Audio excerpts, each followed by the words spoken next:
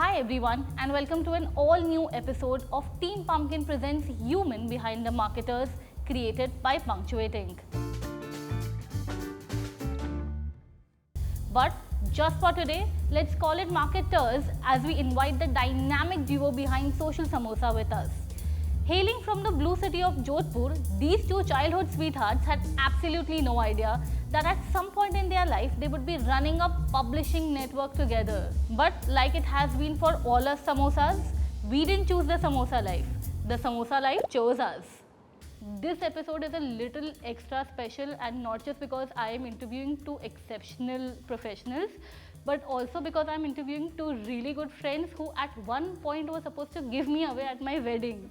But that is the story for another podcast, right? So, why not begin at the beginning and you guys tell us how it all happened.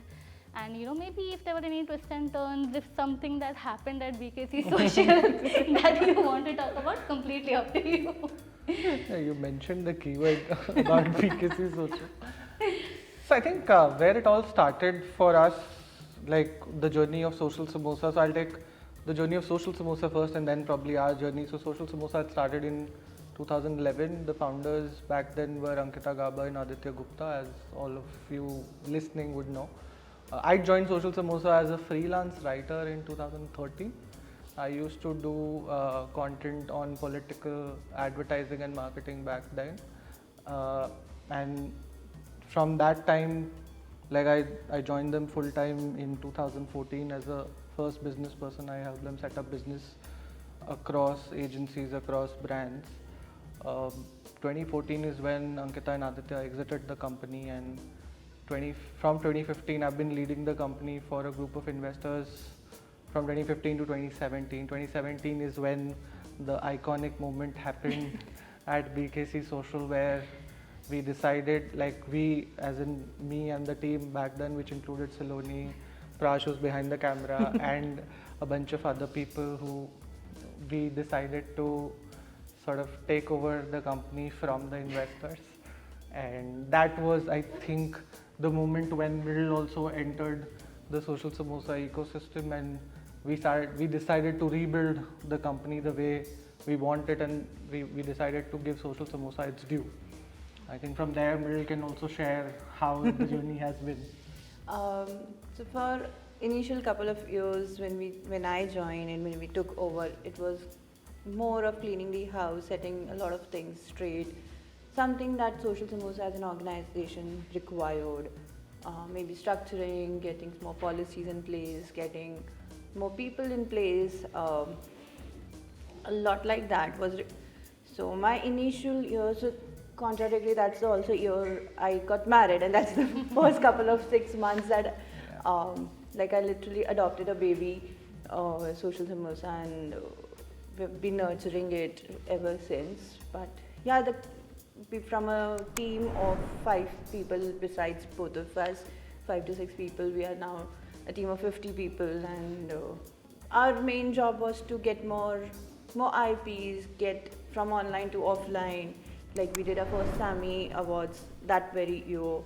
We did soon after taking over, we did a live event that was SM Live, which is one of our biggest running property. From an office where we all used to sit in one cabin and literally chit chat. I have pictures of sitting under the desk, over the desk, sleeping on the couch, all kind of playing holy in that one smaller office to now like of such a huge office that we just shifted this year. But all these years have been great for, I think, for us and for Social Samosa. Yeah, like we found ourselves in Social Samosa and vice versa. I mean, a lot of our personality today is defined by what Social Samosa is and the way Social Samosa is. So yeah, it's been like you rightly said, the origin or the journey has been quite intertwined. Social Samosa is us and we are Social Samosa that way. Yeah. There is one book in the future for sure. There has to be. Yeah. Right. And I mean, like I think a book that Saloni might have very interesting, controversial pieces to it, or a book that we write might have a chapter on that BKC Social bit that she's saying. Probably you should DM any one of us to have more insights on that. Off the record conversation. Yeah. After all the wrong numbers that you got asking क्या समोसे गरम है, क्या आज समोसे मिलेंगे, समोसे का order निकला या नहीं, didn't you guys ever consider changing the name? Before we answer, I just want to say, so we invested like good 2-3 months setting up the studio and setting up this office. It's a office we are all proud of. And the day we were doing opening, because we have social samosas written outside also and social ketchup also written, there was someone who came next door, and while we were doing puja, they entered and said, "Aapne यहाँ canteen खोली है क्या?" Hello friends, Samosa Hello, happy social media day. But to the point of samosa orders, I really enjoy those conversations. To be honest, I take orders in the sense that I ask them how many samosas do you need, how much time do you have for us to deliver, and it's a fun thing to have. And like I've been thinking very seriously to start a chain of samosas and chai. I know there are brands like Samosa Party and them who have taken the first movers advantage there. And I'm not saying it with a fun intent. You might see a social samosa cafe opening up outside agency offices, or you might see them around corporate parks when I have the right partners in the hospitality business to do it. But I will do it someday for sure. But to the point, like on the serious front, I think I've been contemplating this from quite some time of changing the name or the positioning for social samosa. I've spoken to quite a few industry leaders on the creative side of business, on the branding side of business, and like the feedback has been quite mixed that way, that yeah, probably for a very serious identity or the kind of work that we do, Samosa as a name might not be doing as much justice, though it gave you the initial push, the name has a ring to it, so it really sticks to people. But when I come back and discuss those thoughts with Mrinil or even the team at large, I think samosa is what defines our identity. So at any point in time, we won't really change that name, so to say. Maybe we'll have some sub-brands, some products which are very serious, but they are like, again, social samosa is at the back of it. So the thought of changing the name comes very often, but it's always the merit of what social samosa, the name, has given to us in this last 10-12 years is what that sticks around. So I think this officially brings us to the second segment of this show, and this segment is actually the heart and soul of human behind the marketers. It's called Keeping It Real. So my first question is, that because I've been a part of Social Samosa for that long, I can understand how Social Samosa Network has been a vision that you two created together, right? But I also know that on a personal level, working with your spouse, as many credits as it has, and I'm experiencing those now, it also has certain challenges, which also I'm experiencing now, right? So in line with that thought, how do you guys navigate that? That is one. Also, my second part of the question is that when your work and life are that intricately intertwined, work-life balance also becomes a bit of a challenge. So how do you go through all of it? Yeah, I have tons and tons of things to say on this, because I always used to say before Social Samosa that I don't want to work with Hitesh. That's one rule I was working on, that that's why I never applied to the same organization when we were in our college. Like I have my career beyond Social Samosa also before joining here, so I never wanted to do that, but still I joined as a support system, and I think that's one of the best decision and the worst decision I ever made. When you are working with your spouse, you're practically living with your colleague. So your drawing room can become a meeting hall, your dinner conversations can become a talk show, anything can happen.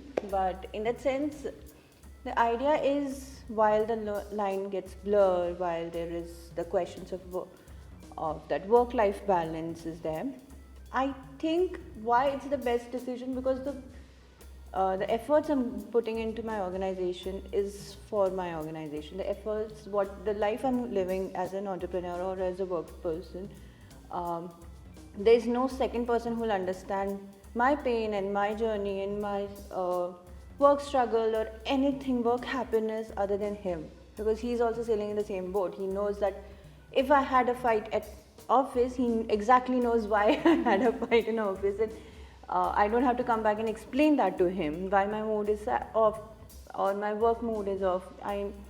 The struggle I have at office, I really don't have to explain that thing. All I can do is just share and just give my perspective.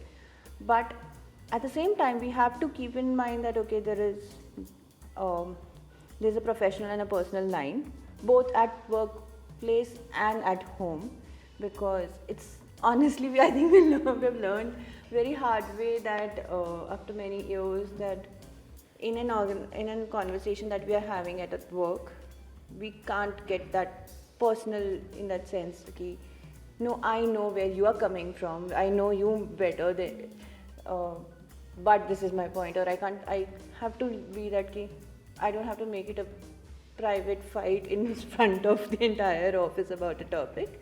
But we have learned very hard way in all these years. We have also learned that work-life balance is something important, because I feel so कि होता है थोड़ा बहुत घर पे भी जाएगा, काम नहीं भी जाएगा तो भी हमें ऑफ लगेगा, बट कभी भी हमारा डिस्कशन, बात तो हम रैंडम किसी और की कर रहे थे, but we'll get a peg from it कि हाँ ये आर्टिकल कर लेना चाहिए, दैट इज़ बट होना चाहिए थोड़ा बहुत ऑफ एंड ऑन होता रहना चाहिए सबको. I really feel that we need to bring that kind of balance, but you learn, like I will, that's one suggestion, that you learn your hard way, as and when you progress in your entrepreneur journey as a couple. So I sort of have a contradicting opinion to that in the sense that there are no lines, there are no professional or personal lines. Like she said, a dinner conversation might start with something personal, something that we are watching or something we spotted, and like some creator that we really love. And then from that, how do we get that creator on Ketchup magazine? Like, or like it could be about a show like say Coffee with Karan, and then the conversation about what kind of brand integrations are happening there. So there are no lines per se. At least as of now, I don't see any lines. There are times when we end up spending a lot of time in office calibrating our personal goals, and there are times we end up spending time at our home calibrating professional goals. So from a line perspective, there's no line. That being said, there are a lot of pros of like working together and working towards one common goal, because you don't have to, like she said, you don't have to explain everything to each other. You don't have to even clarify things, that why you are so much invested in something at this point in time and why there is no personal time, because the other person already knows that you're occupied with that. And like I think in business I've seen that you need people you can trust and you need people you can fall back on. So having a partner like that to build something against all the odds, or to build something in general, is a merit, and it's a plus point that is over and above everything else.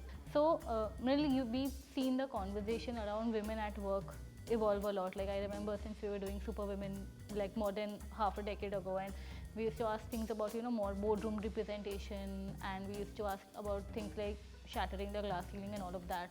And in the last couple of years, we've seen that conversation evolve, right? It's become about gender sensitization. It's about hiring women while they're pregnant.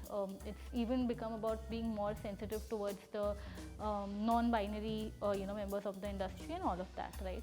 So, in your personal opinion, where do you think the conversation of women at work in advertising and marketing industry is right now? So actually, you put me in spot, but I really would want to talk about this because there's so many things that I can mention here. I have like a multiple concerns here.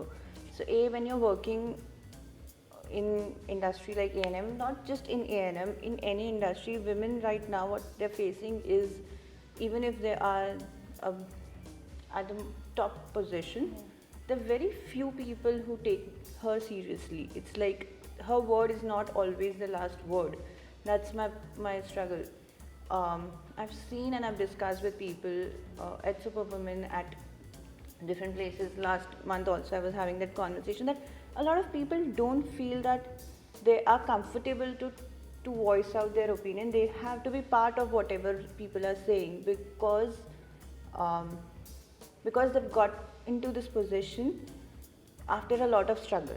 Now when they've reached this level, they want to be at this level and they want to adjust to whatever it is required to be at that level.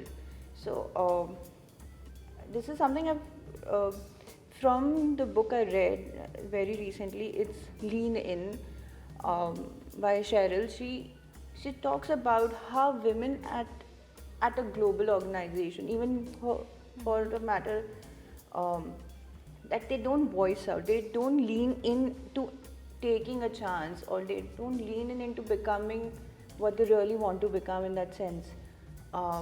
They're very conscious about anything, any step they take. Yeah. So even if they're shattering glass ceilings, or they're part of boardroom meetings, or they're running an organization, they have to really work hard on being heard, being understood, Yeah. being appreciated for that. It's a very small instance that I had, like at a family interaction that I had back home. So there was just how people cooking and how everyone likes, and my mother-in-law very proudly said that Hitesh can also cook and can cook the entire lunch or a dinner when required. So auntie very said, Mrinal के तो फिर फ़ायदा है ना कि अगर ये भी कर लेता है तो. I mean, like, मृणाल के ही क्यों फ़ायदा है? Nobody that moment heard that or thought that Mrinil bhi to equally she's putting time and money and energy in workplace. So वो क्यों नहीं consider में होता है? But ये क्यों फ़ायदा है कि हितेश कुक कर लेता है तो मृणाल के फ़ायदा है, हितेश कुक कर लेता है हितेश का फ़ायदा है. So that way. Second thing, like I said, that family आप कितना भी कर लो, wherever you go. Luckily, my immediate family is very supportive and understanding. Like my mother-in-law is like, if I'm busy and he's free and he's talking on call, she'll ask him to put down the call and help me out, so that when he's busy, she can get that help from him. But in general, otherwise, there have been cases that people have come to me as like, now is the time. Hitesh can earn. You can focus on expanding your family. So it's been 7 years since we are married, and you can understand now the pressure is. But the pressure, everybody tries to explain me. तू कर सकती है, हितेश कमाता है, हितेश कमा लेगा, Hitesh set करेगा, career ही सिर्फ नहीं होता है. So nobody is asking Hitesh to no kid related conversation has happened with him.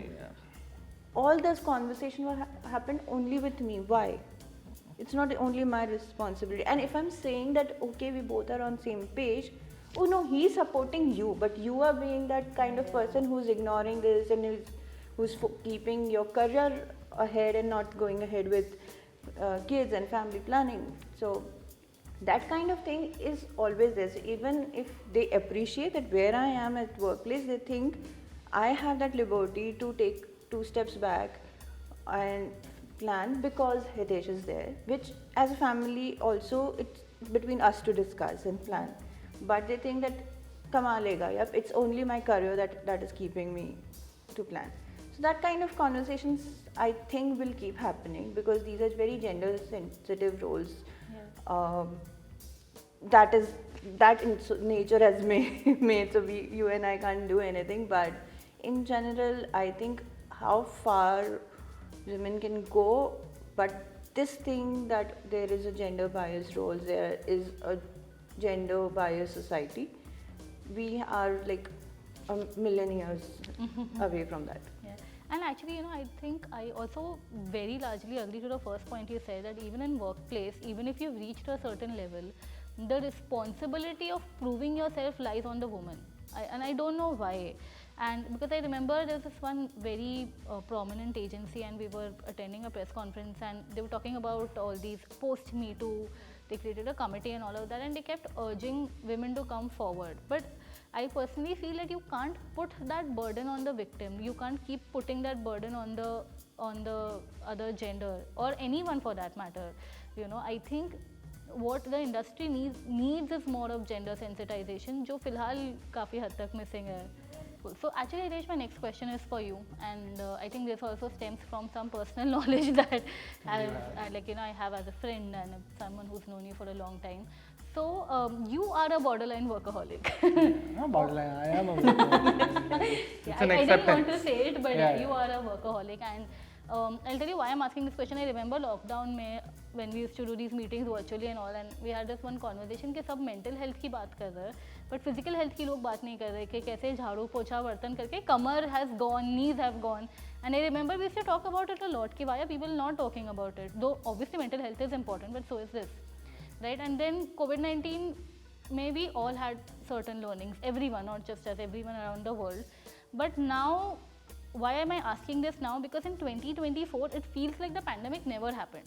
It is not that we are back, it is like we are back in a way bigger way than before, and somehow the industry has become all the more demanding, right? So now, what was your COVID-19 learning when it was about, the whole workaholic thing, working around the clock thing?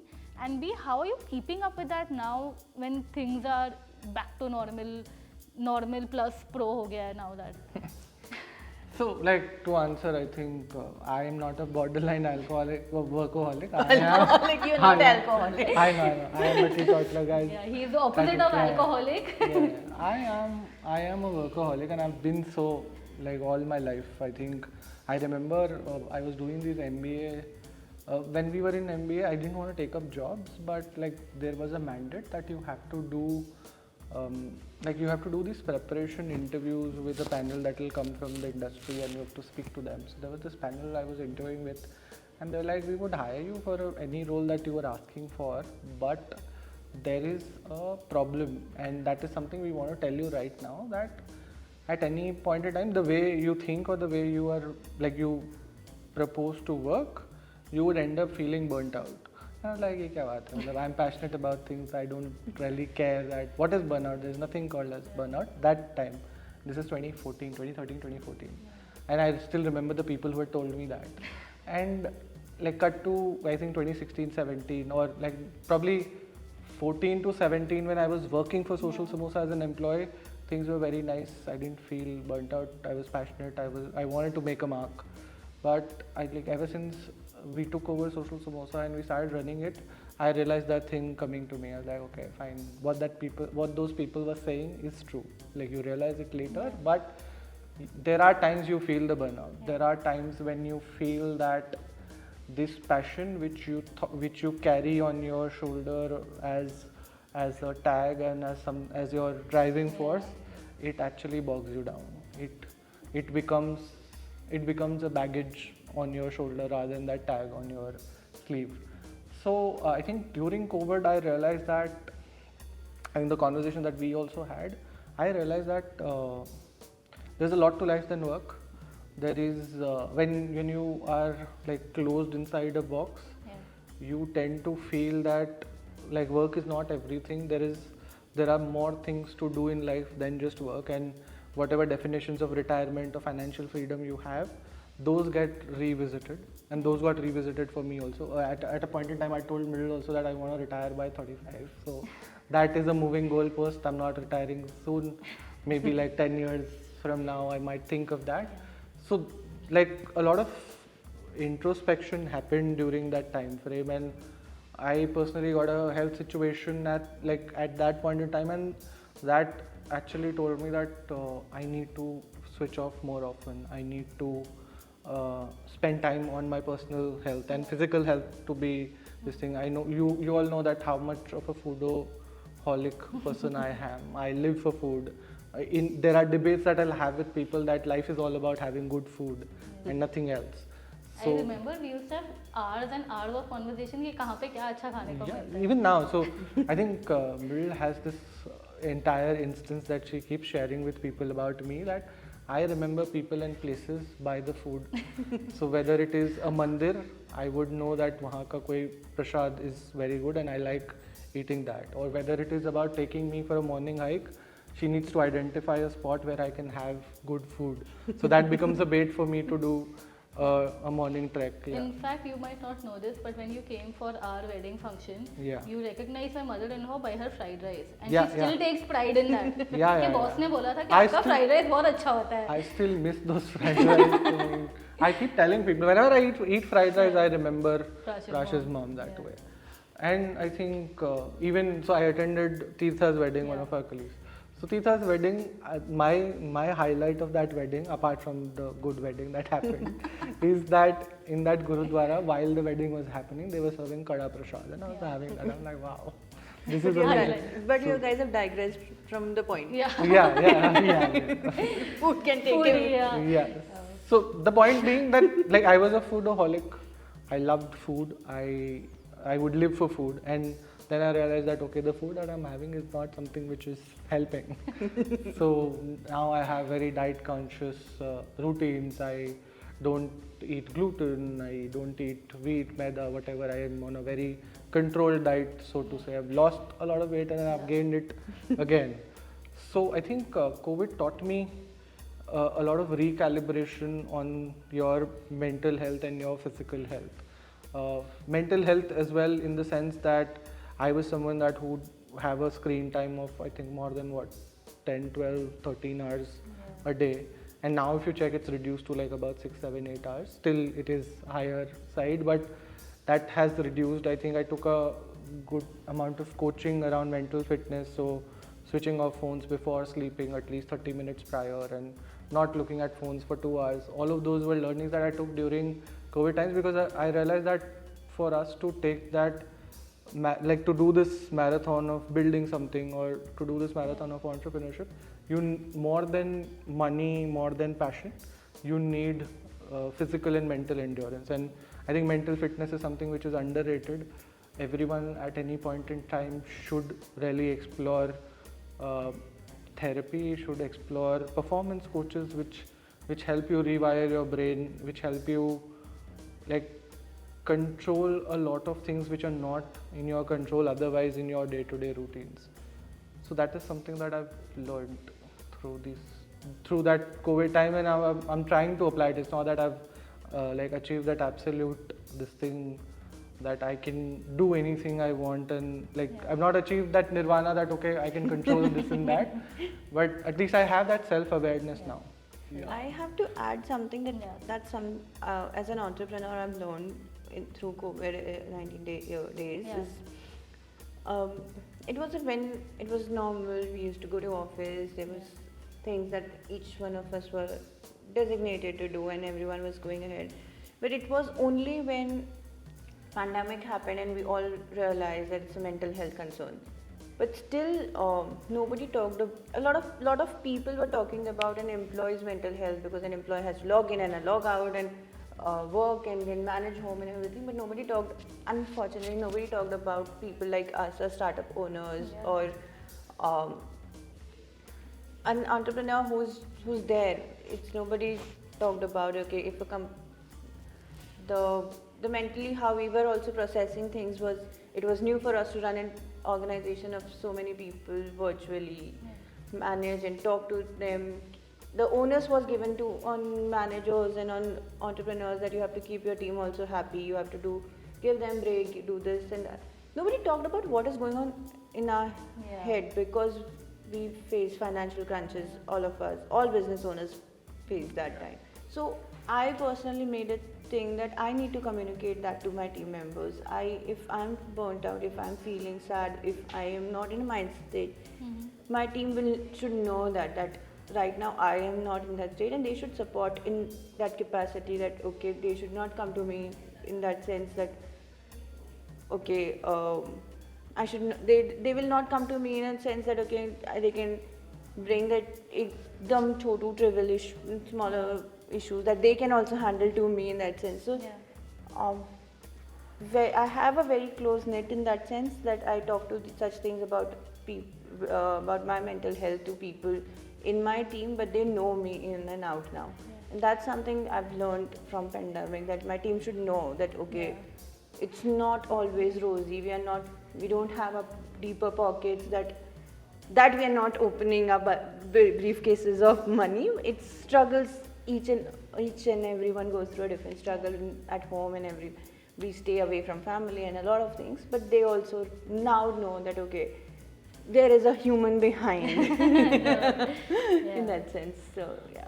We come to our next segment, which is marketing. Now under this segment, we just want to know your opinion around a few trends and what's happening. So I'll get straight to the question. Okay, so my first question is, that a lot of good campaigns come out, right? There might be storytelling, there might be quirky, or there might be a contest or something. But sometimes it might feel like good old selling has taken a backseat. Like you might remember, I saw a 3-minute ad and it had an amazing story, but you might not remember the brand, right? And all of the instances of all of these just keep repeating. So what in your opinion will be that one tip that you would like to give our viewers to help them in good old selling? My tip, I think I have a larger piece to say rather than just concising it into a tip. I think over the last 10 years or so, a lot of focus has gone on creating content and creating stories. I believe distribution is still, like content creation has become mainstream, but distribution is still underrated. Yeah. And somewhere if you feel the lack of good old selling happening, it's because the marketer behind that campaign or the teams behind that campaign have left a leak in the funnel.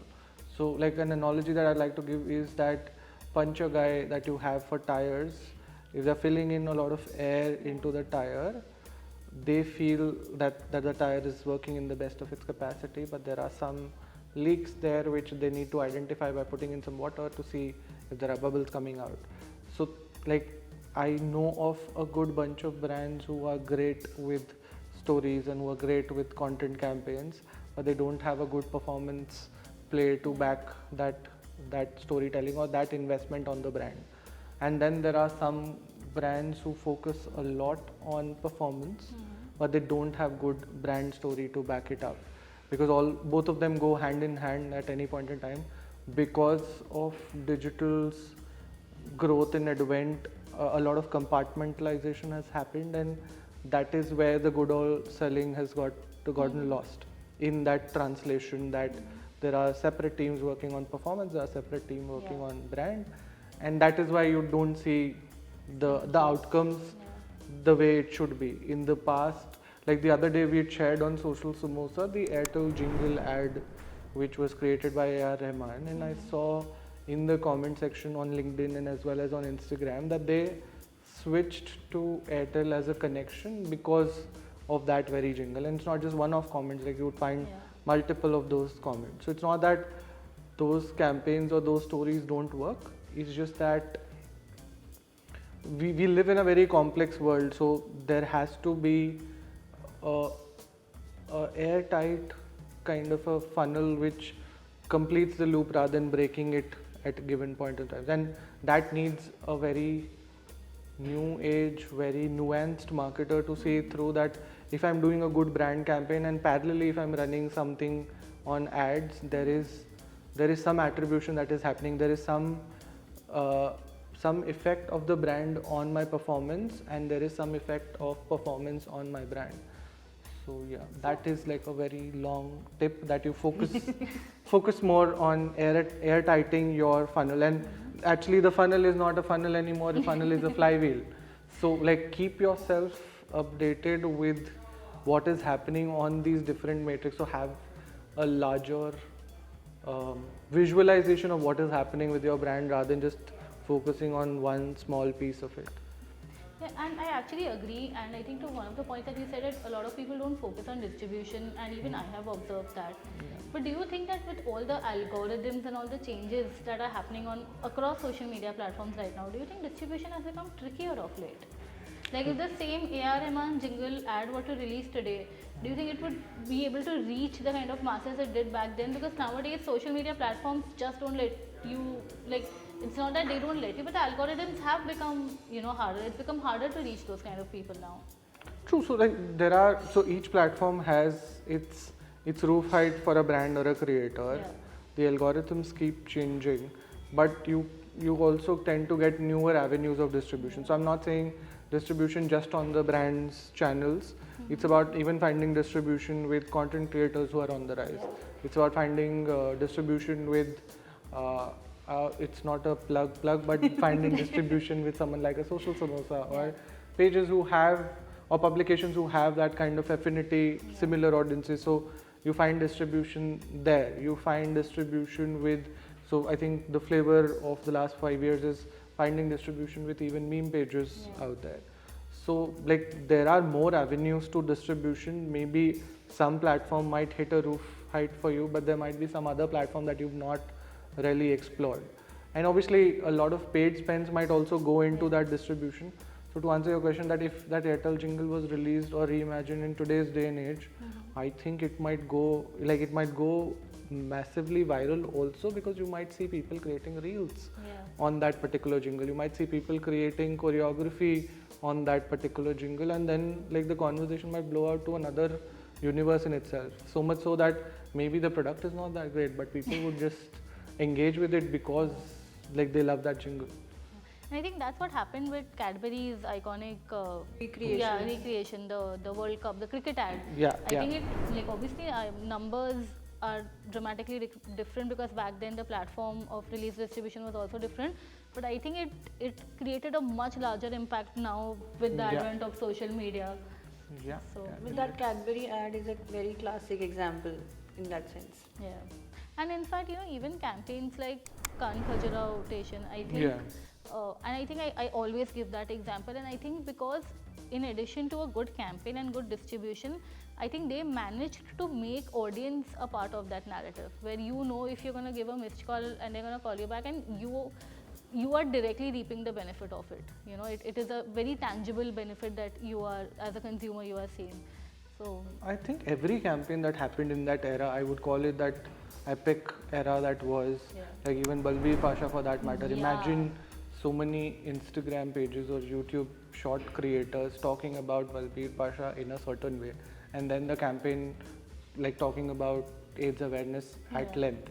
So like those campaigns would have found more wings and more this thing in today's day and age if they were distributed the right way. Earlier the mediums were limited for them, but now there is this whole plethora of options that brands might have to explore, and like the conversation might go more deep than it could have gone back then. Coming back to the thing of selling, I think brands try too hard to sell with their marketing efforts, but the end game of marketing is sales eventually, but the core thought behind marketing your brand is for people to know you better. It's for you to build certain distribution touch points which can then communicate with the people or consumers that you have. So I think if we focus on just sales with marketing, we won't go anywhere and we won't land up anywhere. But if you do marketing the right way, then sales is something that will happen eventually. It will build your product in a way that you build and they come kind of a thing. So my last question under this segment is that, I remember back then Dove Smash campaigns, this and that trend, and now we have quirky reels and memes and whatnot, AI, can't forget AI. So what in your opinion is the next big trend? We'll start with Mrinil. Next big trend is AI. It's right now we are in that We're trend. living We are the living trend. that trend. AI will only grow multifolds. We'll have more AI-driven technologies and everything, because you go right or you go left, you will come across an AI-driven campaign or an AI-driven activity. It's just not a buzzword. It's going to stay for long. It's not going to take any jobs, but more, and with AI we'll need more skillful people. But it's AI is like I see a future with AI for next at least 5 years term. After that, I don't know. Fair enough. Yeah, I mean, like to add to what she said, I think so it's not the next big thing again. It's something which is already happening, that is around the whole thing about hyper personalization. So hyper personalization we've seen good examples with brands such as Mondelez, with Zomato, and I see that trend picking up more with AI disrupting processes, and I see brands looking at more hyper-personalized avenues to communicate to audiences rather than just treating it like a mass medium, rather than just taking a mass medium approach. And that is where I think most of the research is also happening at this point in time. You see brands doing dealer campaigns when they're sending them hyper-personalized messages from a celebrity, or they're doing again hyper-personalized messaging on WhatsApp. You must have seen, like, it's so bad that way. Like, the hindsight of it is that I get messages from my medical store saying that, Hitesh, your dose of this particular of this particular medicine might have been done. You might need to order it again. So as simple as that to as complex as talking to people in the language that they understand better, talking to them with the right kind of emotions, which is something that brands have been trying to crack over the years, but they've not managed to do it. I think hyper-personalization would help them do that. The other thing I see, and it's not again a next big trend, but I think this is something brands should watch out for. The creators that you are fueling right now with the kind of monies you invest in them, they might be the biggest threat to you in the coming times. In the sense that they will have creator brands, they will have more distribution than you already have, and they might give you a run for your money. So either you invest in creator brands, or you start thinking on the creator mindset and start building as much distribution as they have, because in your SWOT analysis that might not come through right now, but it should be a part of your threat rather than just opportunities and collaborators. I think Musk had once said that those who control memes control the universe. I think that was a frivolous statement, but I think those people who are at the helm of the creator side of business are likely to dominate at least the media business in the coming times. So whoever you are, wherever you are, if you're not associated to creators, you should think of some synergies right away. After watching this video, probably start an influencer marketing division in your agency, start repping some creator talent, or probably become a creator or a talent on your own. Because that is where we are right now, and platforms might not support brands as much, but platforms pull in maximum power for creators. So you should take good advantage of that affinity that platforms have for creators right now.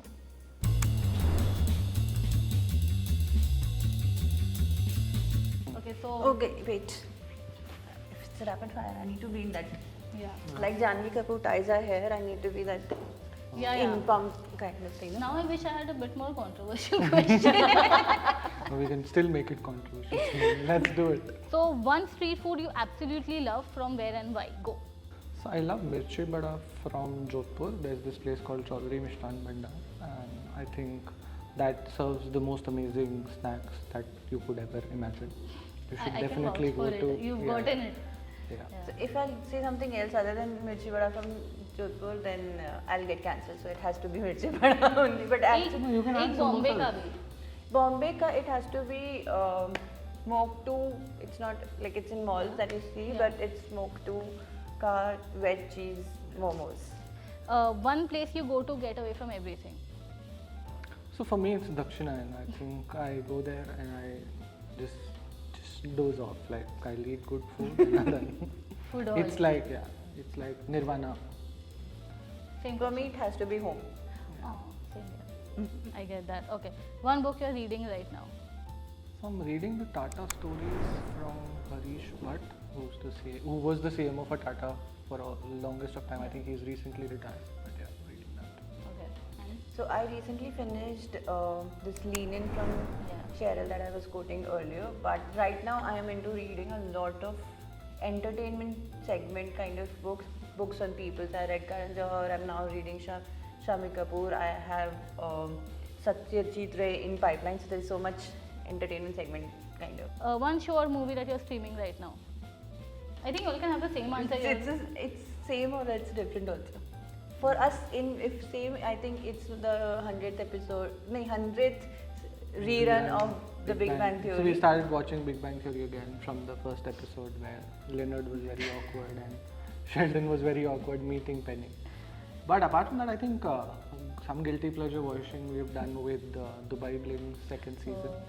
We've not really watched it through and through, but that is what is on our cards right now. Yeah. And again, giving a shout out to Coffee with Karen every Thursday. that is a must. We're really looking forward to the episode with Zeenat Aman? Zeenat Same Aman, here. Me too. She's killing it on social media. Okay. One thing about the A&M industry that you feel is truly overrated.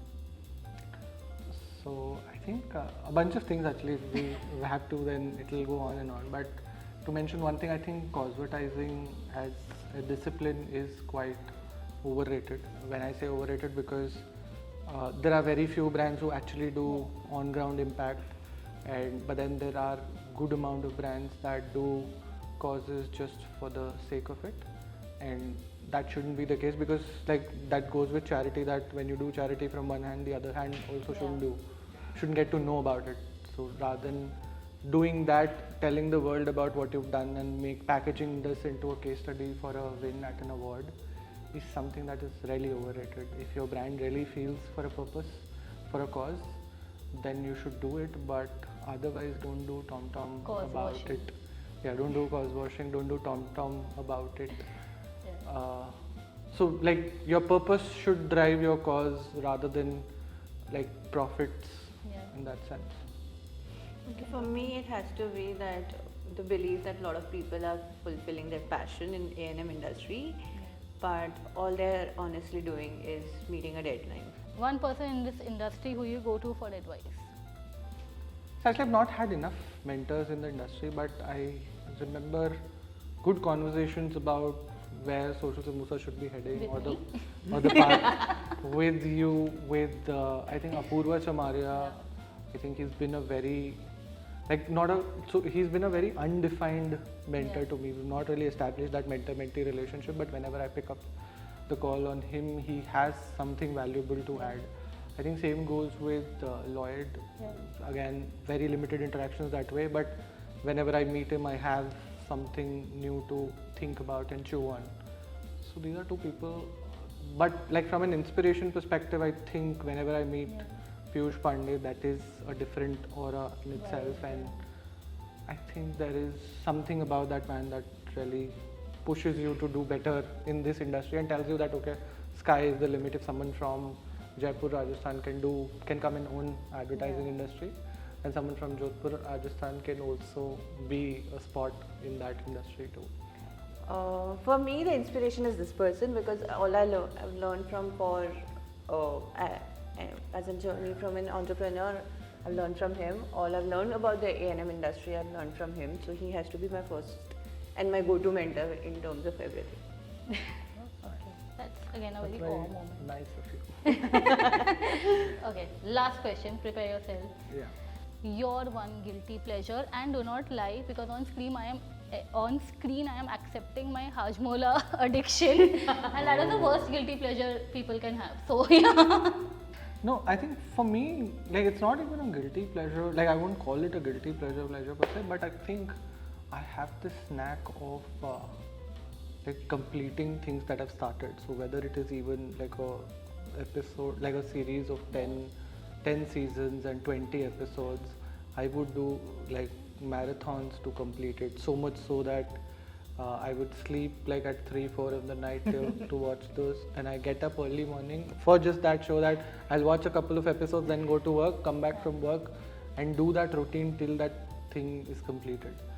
So that is, I think that's an obsession and not more of a guilty pleasure. I think the other thing that I could term as a guilty pleasure is cheese garlic bread. Oh yes, for you it is. Yeah, I know that it's not good for my health, but then I do.